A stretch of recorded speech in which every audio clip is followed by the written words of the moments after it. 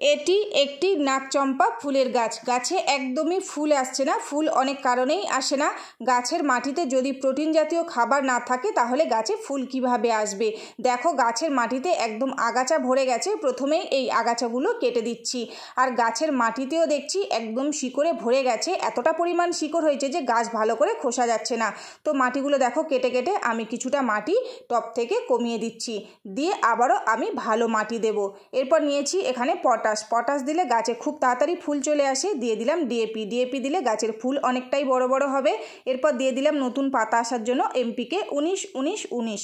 আর দিয়ে দিচ্ছি এখানে একটু সুপার ফসফেট, যেহেতু গাছের শিকড় অনেকটাই পরিমাণ কেটে গেছে তার জন্য দিয়ে দিলাম। এবার ওপর দিয়ে কিছুটা ভালো মাটি দিয়ে খাবারটাকে ঢাকা দিয়ে দিয়েছি। এরপর বেশি করে জল দিয়ে দেব।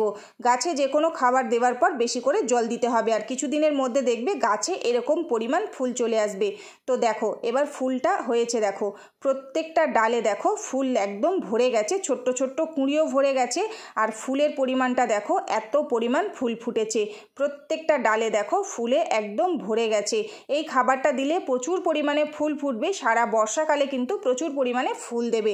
তো দেখতেই পাচ্ছ গাছে কি পরিমাণ ফুলটা হয়েছে দেখো। আর দেখতেও কত সুন্দর।